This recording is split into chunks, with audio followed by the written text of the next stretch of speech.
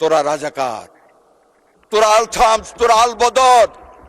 মাননীয় স্পিকার, আমি একজন মুক্তিযোদ্ধা, আমি ৭১ দেখেছি। মাননীয় স্পিকার, বর্ডারে যুদ্ধ করেছি, বিলোনিয়া সীমান্তে। আজকে যারা গণতন্ত্রের সবক দিতে চায়, যারা ৭১কে ২৪-এর সাথে সম্পৃক্ত করতে চায়, খাটো করে দেখতে চায়, মাননীয় স্পিকার একটি কথাই বলতে চাই, ভালোভাবে আচরণ করে যাচ্ছি।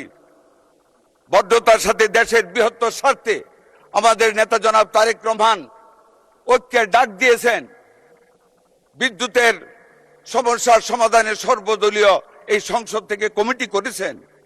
মাননীয় স্পিকার, বেশি বাড়াবাড়ি না করার জন্য অনুরোধ করব। পাকিস্তানে গিয়েছিলাম ২০০৪ সনে, জামাত ইসলামের একজন এমপি আমার সাথে গিয়েছিলেন সাফমা কনফারেন্সে। আমি মুক্তিযোদ্ধা জেনে পাকিস্তান অ্যাসেম্বলির একজন এমপি জামাত ইসলামের এমপির সাথে যে তুচ্ছ তাচ্ছিল্য আমাকে করেছিল, I can't forget that situation because I was A freedom fighter. কিন্তু তবু মাননীয় স্পিকার, দেশের অর্থনীতির বৃহত্তর স্বার্থে চুপ করে থাকি, কিছু বলি না। কিন্তু যখন বেশি বাড়াবাড়ি করে তখন বলতে ইচ্ছা করে, তোরা রাজাকার, তোরা আল থামস, তোরা আল বদর।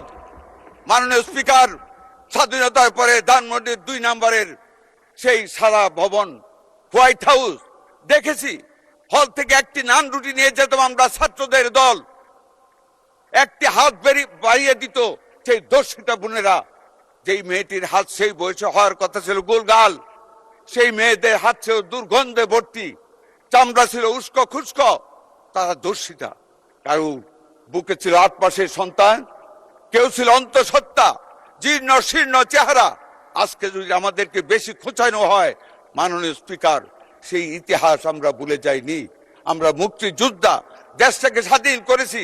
স্বাধীনতার পাওয়া সেই দেশটিকে গড়ার লক্ষ্যে ঐক্য করতে চাই, কিন্তু আদর্শের বিরুদ্ধে গিয়ে নয়। আমাদের সমঝোতা, এটা দেশের উন্নয়নের স্বার্থের সমঝোতা, আদর্শের সমঝোতা নয়। আমাদের বিরোধী দলীয় নেতা এখন নেই, উনি কালকে বলেছেন উনাকে কেন এত কসলায়। মাননীয় স্পিকার, আমি একটু কসলাইতে চাই। উনি কয়েকদিন আগে শিশু পরিবারে গিয়েছিলেন, আর শিশু হাসপাতালে গিয়েছিলেন। তো উনি যখন গেলেন, আমি বদ্ধতা স্বরূপ, উনি বিরোধী দলীয় নেতা, ওনাকে বললাম, মাননীয় বিরোধী দলের নেতা, আপনি তো গেলেন, আমাকে বললে তো আপনাকে রিসিভ করার ব্যবস্থা করতাম। কয় না না না, আপনার লোকজন ওইখানে মানুষ অনেক ইজ্জত করেছে। আমি কি জানলেন? খুবই ভালো ম্যানেজ করেছেন, রুগীরা বলেছে ভালো আছে, ট্রিটমেন্ট চলছে। আমি বলছি ধন্যবাদ। উনি তো একদিনও এই যে বিএনপি সরকারের নেতৃত্বে আমরা এত কষ্ট করে অতীতের সরকারের সকল ব্যর্থ।